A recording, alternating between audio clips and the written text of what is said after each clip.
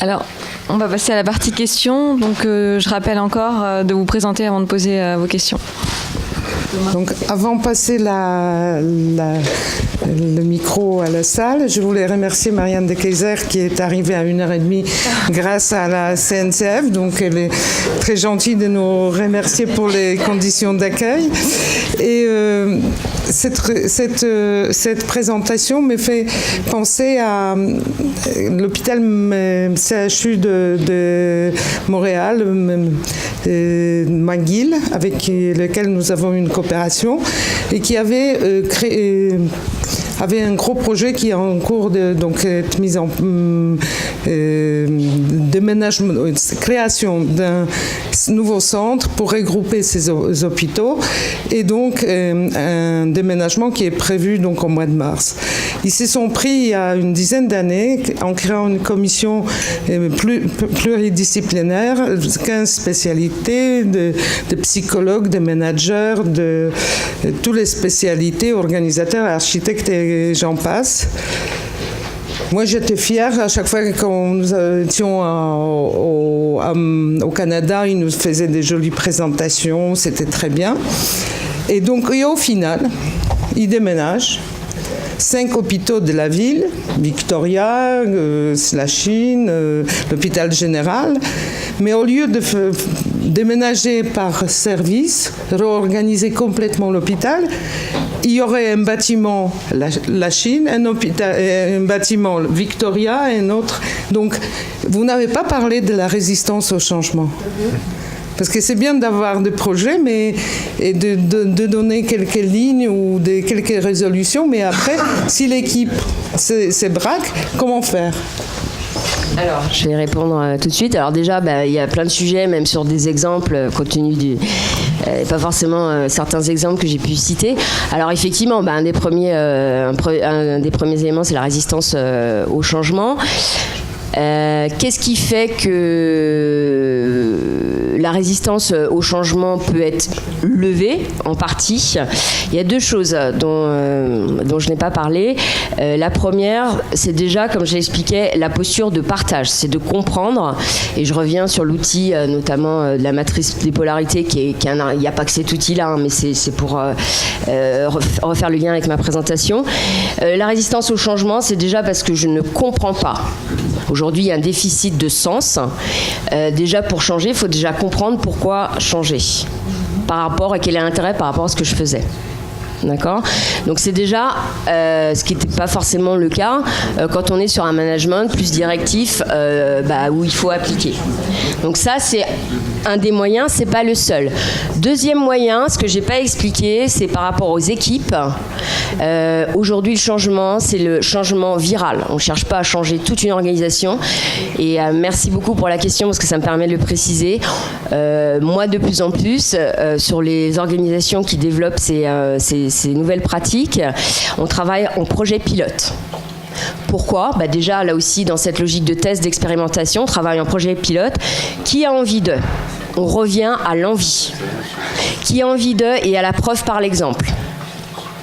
Pour adapter rapidement et pour montrer que ça marche. Et pour impliquer plus facilement les autres. Donc ça, c'est les éléments de réponse. Parce que jusqu'à présent, qu'est-ce qu'ils faisaient ? Allez, on y va, puis on déroule. On déroule tout, on est dans la logique de la saga de la balançoire. C'était ça avant le changement. D'accord ?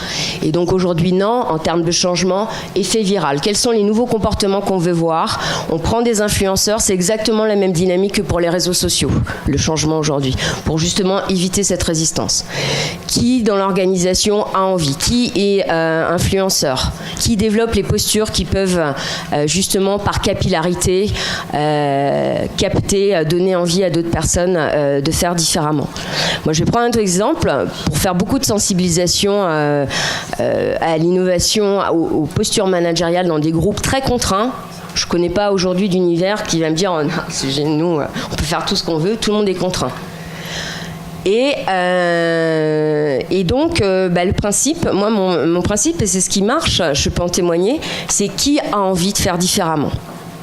Il y en a moins, mais je peux vous garantir qu'à l'arrivée, c'est ce qui marche. C'est ce qui fait que il y a cet effet viral, cet effet de boucle, de cercle vertueux, en fait.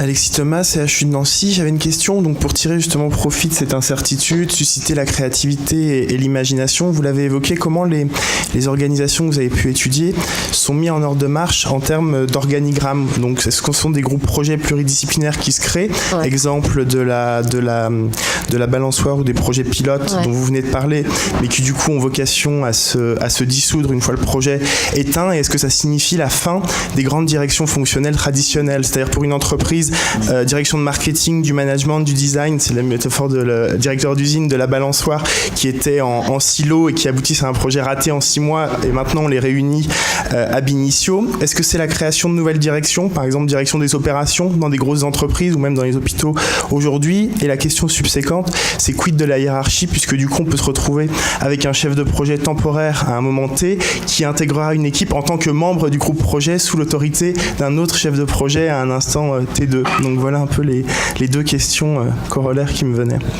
Donc merci pour votre question, excellente question. Alors je vais d'abord répondre à la première sur l'organisation. Concrètement, comment ça se passe dans les organisations?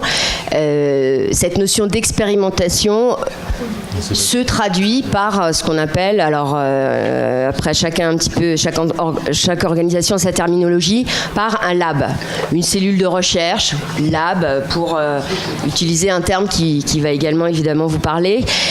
Qui on met dans ce lab? Alors, pour citer quelques grandes organisations, que ce soit Veolia dans le transport, Bouygues, on peut aller chercher, je crois que madame est anthropologue, des gens qui viennent vraiment d'univers très différents.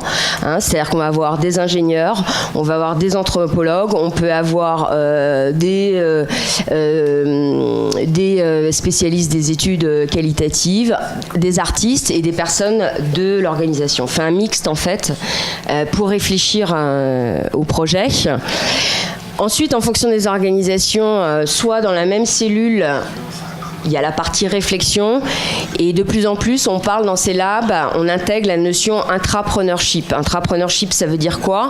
Ça veut dire que c'est bien de réfléchir, mais c'est la grosse différence entre la créativité et l'innovation. Il y a beaucoup d'entreprises qui sont très créatives, qui passent beaucoup de temps en réunion à réfléchir, mais qui ne sont pas innovantes. Parce que forcément, il ne sort rien comme nouveau projet ou comme nouvelle solution.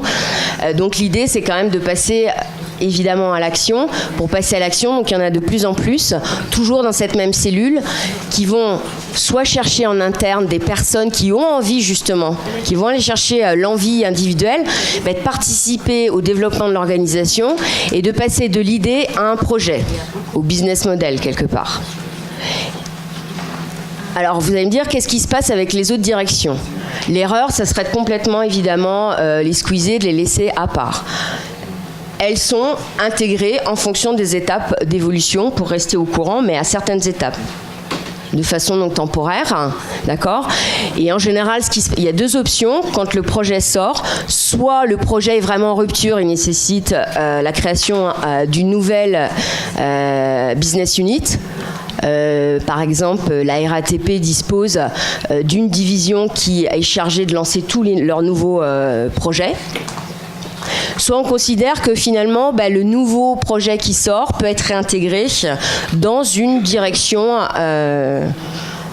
classique. Donc classique, après tout dépend de l'organigramme, s'il y a à la fois du fonctionnel et puis de l'opérationnel. Mais pour reprendre l'ensemble de votre question, concrètement, ça s'appelle comment une organisation comme ça? C'est une organisation ambidextre. C'est-à-dire que j'ai à la fois une partie recherche cellule un petit peu qui va pousser les frontières, pousser la façon dont on pense habituellement. Vous avez vu, quand je parle d'équipe pluridisciplinaire, il peut même y avoir des clients ou d'autres parties prenantes qui sont intégrés évidemment, mais qui n'est pas complètement coupé des autres directions. Pourquoi? Parce que sinon on va retomber dans ce qu'évoquait Christina. Et j'ai eu un premier karma en entreprise en direction innovation, donc je suis bien placée pour le savoir et sur des projets d'innovation de rupture. Et pour avoir travaillé dans la culture du secret, où à l'époque c'était non, faut pas en parler. Et puis vous arrivez devant l'usine, super, mais on n'a pas été impliqué. Et donc là évidemment, le projet il est mort. Donc aujourd'hui, toutes ces organisations en ont bien conscience. Donc il y a quand même un espace, alors physiquement dans l'organisation ou pas, qui a des temps ensemble pour réfléchir et qui se nourrit en permanence de l'extérieur, et des temps avec les personnes pour présenter, et d'où le prototypage qui est important, surtout quand on est sur des projets un peu rupturistes. Hein. Mais pour prendre aussi en compte justement les commentaires, ça va pas marcher, enfin toutes les phrases créaticides qu'on connaît, hein. Mais ça va pas marcher ton truc, d'accord, mais comment tu ferais pour que ça marche, toi qui es l'expert du marketing ou toi qui es l'expert du... C'est vraiment, vous voyez, hein, le comment faire, j'essaye de remettre tout en dynamique pour que vous voyez bien comment ça se passe au sein des organisations. Donc ça, c'était pour répondre à... Est-ce que j'ai répondu à cette première partie de question ? Ça transforme... Excuse-moi. Merci. Du coup, ça transforme les directions fonctionnelles traditionnelles en des prestataires ou en une aide aux chefs de projet, et puis comme chef d'une opération, elles peuvent se sentir un petit peu dépossédées de ce qu'elles faisaient en propre de bout en bout. Alors, en général, oui. Effectivement, hein, sur le papier, c'est ce qui peut se produire. Maintenant, tout dépend en termes de stratégie, de vision, comment c'est présenté. En général, les cellules qui travaillent sur ces projets-là, leur objectif, c'est la rupture. Hein, c'est pas de reproduire le énième scanner, d'améliorer le scanner qui existe déjà.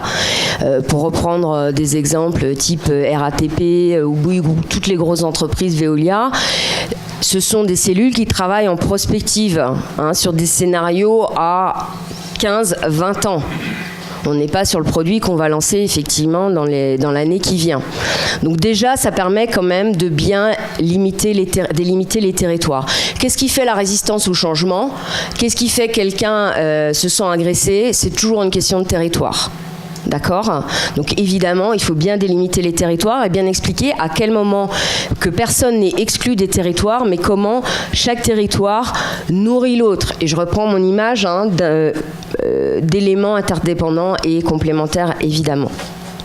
Alors ensuite, concrètement, oui, il y a des chefs de projet, il y a une espèce d'effet naturel qui fait qu'un chef de projet qui a pu mener, qui a pu avoir le lead sur une innovation ou autre, peut se retrouver dans une équipe.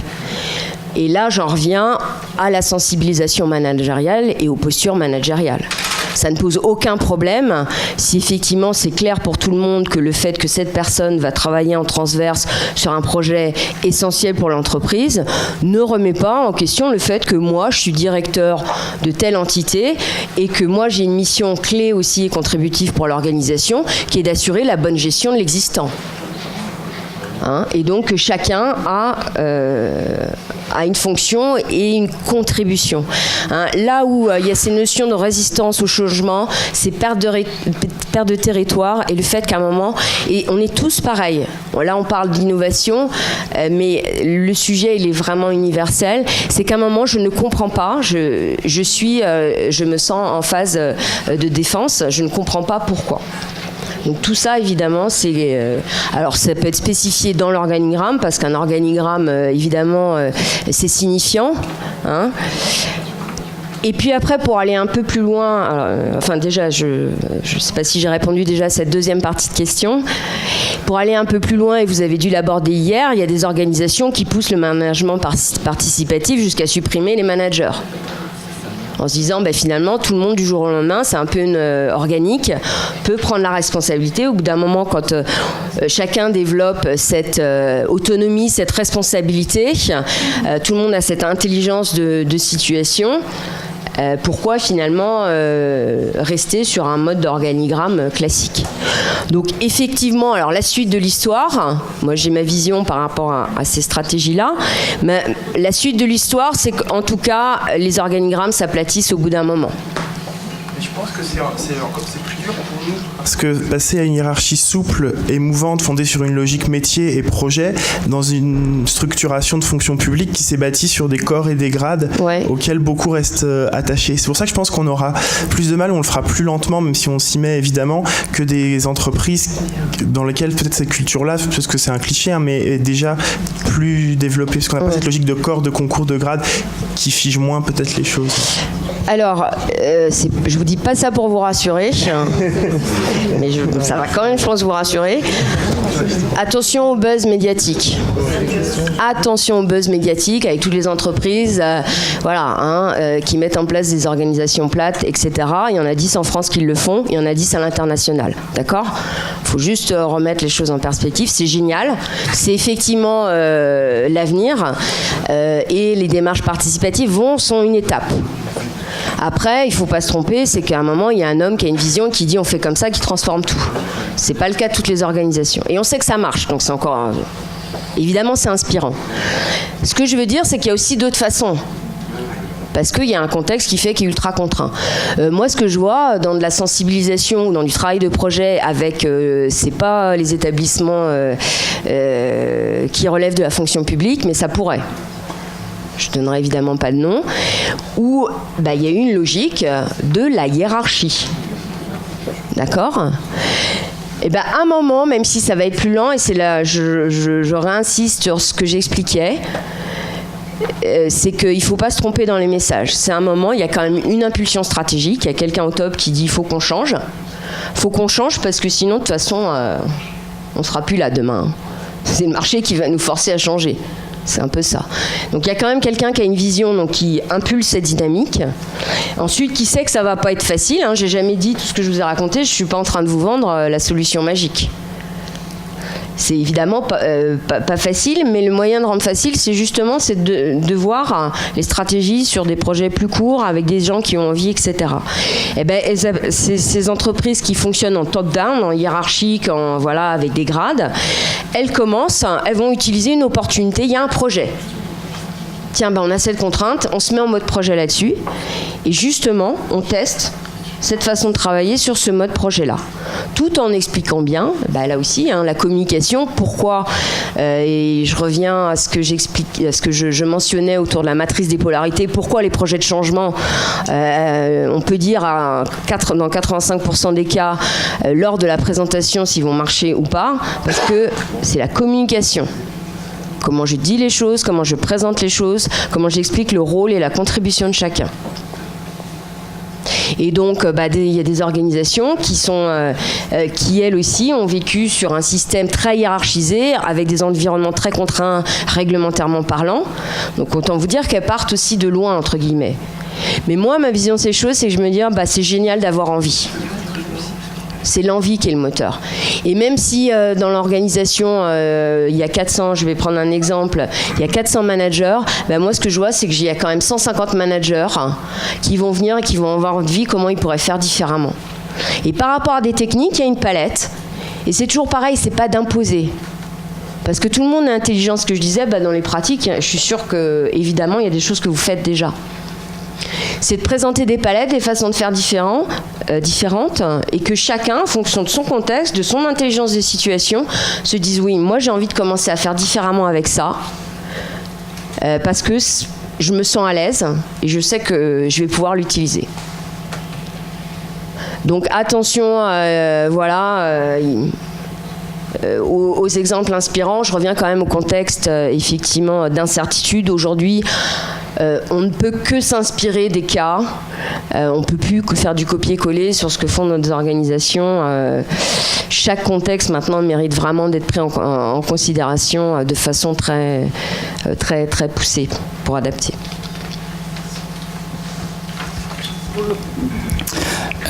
Jean-Paul Michelangeli. J'ai été frappé de la différence de définition qu'on a donnée au terme management entre la première partie de la matinée et la seconde. En gros, dans la première partie de la matinée, on a considéré que le management pouvait être quelque chose d'extrêmement structurant qui pouvait limiter la capacité d'innovation. Et puis, dans la deuxième partie, on dit le management, finalement, l'art suprême du management, c'est de pouvoir manager l'incertitude, le hasard, le chaos, pourquoi pas. Et on serait donc tenté d'opposer les deux visions du management. Alors, je ne pense pas qu'elles soient opposables. Elles sont certainement complémentaires. Vous avez pris l'exemple du surf. Tous ceux qui se sont essayés à faire du surf savent que les planches de surf sont très diverses. Il y a les courtes, il y a les longues. Qu'une planche de surf, ça a des ailerons, ou deux ou trois. qu'en fonction du surf qu'on veut faire, on ne prend pas la même planche, etc. etc. Elles sont glissantes plus ou moins, ça dépend.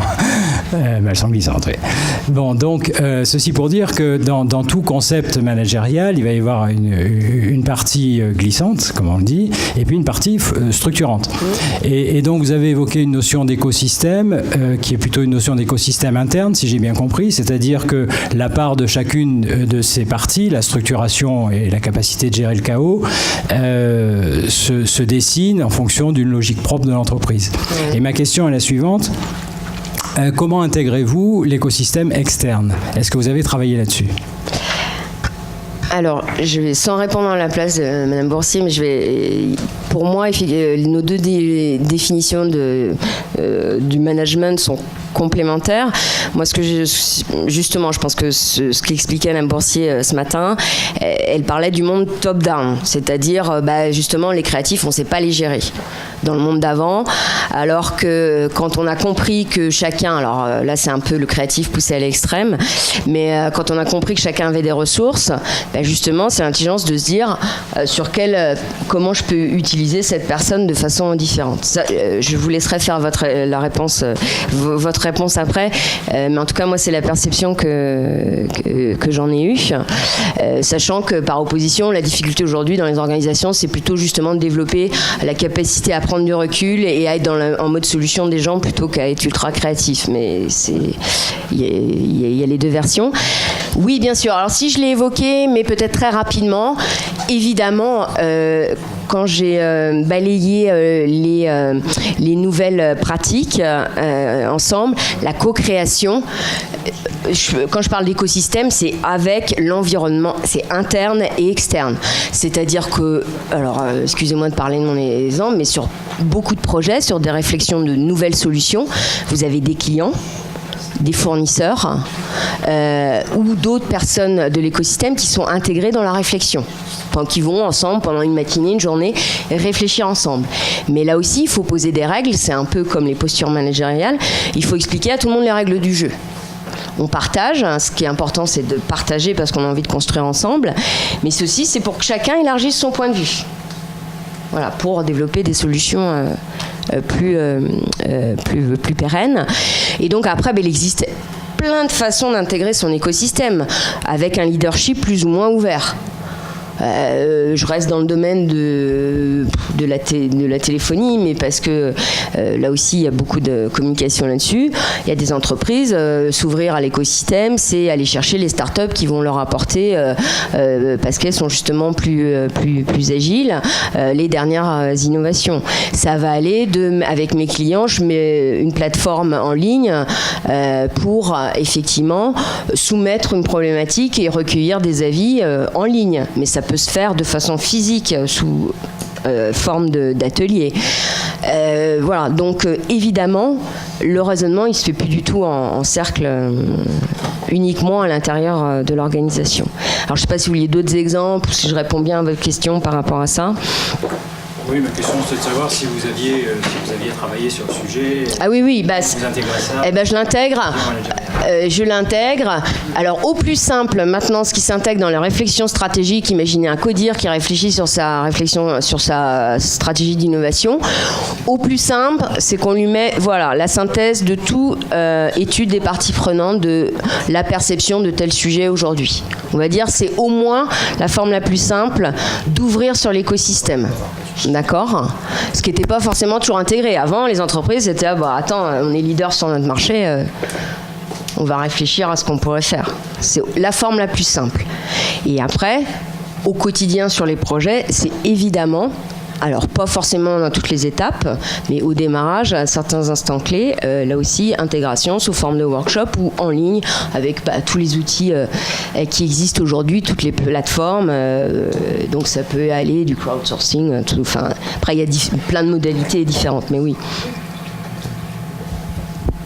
Merci, je crois que Ariane a dit suffisamment de choses, mais je voulais juste dire que le management en général, moi je ne voudrais pas intervenir dans le management en général. le management, c'est le management scientifique qui m'intéresse, enfin le management des parties de l'entreprise ou de l'organisation qui s'occupent des gens dont le but, le métier est de trouver. Donc c'est pas, il y a beaucoup de gens dans l'entreprise dont le but n'est pas de trouver sans arrêt. Enfin, on est bien d'accord. Donc moi je vois, j'appartiens à une organisation. Il y a quand même plus de 30 000 personnes au CNRS. Bon, c'est intéressant de savoir si, par exemple, un des critères d'évaluation, c'est que les gens trouvent. On pourrait imaginer, vous connaissez la fameuse phrase de Picasso ou celle de De Gaulle, on voudrait des chercheurs qui trouvent. Bon, c'est caricatural, mais il y a un management de la créativité qui est, à mon avis, pas le management de l'ensemble d'une organisation. Je pense que c'est complètement différent. Pourquoi ils sont différents ? D'abord, le management de la créativité, c'est-à-dire de l'invention, de la découverte, c'est paradoxal. On peut dire, porte un dilemme dès le départ. C'est comment manager des gens dont il faut laisser suffisamment de liberté pour qu'ils trouvent quelque chose. Donc, on est quand même dans du paradoxe, là. C'est pour ça que je ne voudrais pas du tout intervenir dans la généralité de ce qu'est le management. Je ne me sens pas du tout compétente. En revanche, moi, ce que je sais, c'est que quand on demande à des gens de chercher et de trouver, visiblement, le management a des problèmes. Soit il lance des projets, des appels d'offres. Il a essayé de trouver, on a trouvé, par exemple, à l'Agence nationale de la recherche, parce que cette question se pose beaucoup. Ils ont trouvé, par exemple, l'idée des projets blancs. Alors, c'est quoi un projet blanc ? C'est un projet où on ne dit pas aux gens ce qu'il faut qu'ils trouvent. D'accord. Alors, vous voyez qu'il y a un vrai paradoxe, là. Et c'est ce paradoxe-là qui me paraît intéressant. Enfin, de mon point de vue, je n'anticipe pas sur le reste. Voilà. Et je voulais juste citer un autre exemple pour lancer ces projets, pour introduire des personnes de l'écosystème, direct ou indirect d'ailleurs. Ce qui se développe de plus en plus, ça a été lancé par Google. Donc tout à l'heure, vous parliez des fameux 20% de temps qui ont plus ou moins été retirés chez Google, où on allouait du temps pour trouver. Google, là aussi, ils sont revenus. Ils ont quand même 5 projets stratégiques phares. Donc ils laissent à leurs collaborateurs qui sont ultra brillants le temps d'y penser. Mais maintenant, c'est quand même concentré sur 5 directions stratégiques. Donc vous voyez que même des entreprises qui font quand même aujourd'hui, qu'on fait l'histoire en termes de démarche innovation, eux aussi peuvent arriver à un moment de se structurer. Ce qui n'empêche à d'autres organisations ultra structurées au départ, comme 3M, qui est une autre entreprise moins citée en termes d'innovation, sauf justement plus souvent uniquement pour la partie post-it. Ce qu'il faut savoir, c'est que 3M, ils ont créé carrément des microcultures en fonction des projets. Ce qu'on appelle microculture, effectivement, il y a un projet phare, on se met en équipe pour se mettre en mode réflexion et développer la logique dont on parlait.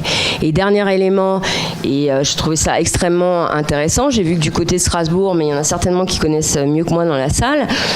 Donc c'est Google qui a inventé le système des hackathons. Le hackathon, c'est quoi ? Pendant 48 heures, soit au sein d'une entreprise, il y a un sujet et puis on y va. C'est créativité débridée. On passe de la créativité au projet, au business model, au prototypage qui va avec. D'accord ? C'est une façon, parce que du coup, en termes de comment on fait, on peut aussi se concentrer par rapport à un temps donné pour au moins donner envie à une organisation de réfléchir ensemble. Et ce que j'ai vu depuis 2 ans, et ça donne des résultats apparemment vraiment intéressants, c'est du côté de Strasbourg. Ils mettent en place ce système de hackathon dans le médical avec toutes les technologies qu'ils permettent aujourd'hui pendant 3 jours. Vous avez des scientifiques, des jeunes geeks, etc. pour inventer, prototyper des nouvelles solutions. C'est exactement la même logique. Donc là, ça se fait en dehors des organisations, puisque c'est, je ne sais plus si c'est une association qui mène cette intervention. Mais c'est aussi une façon d'oser, parce qu'à un moment, il faut oser. J'ai pas prononcé le mot, mais à un moment, il faut oser trouver le sujet, le projet sur lequel on peut motiver ou on peut essayer de réfléchir différemment aussi. Avec une palette vraiment très large aujourd'hui de systèmes de mobilisation, je dirais. On va s'arrêter là, je crois. D'accord.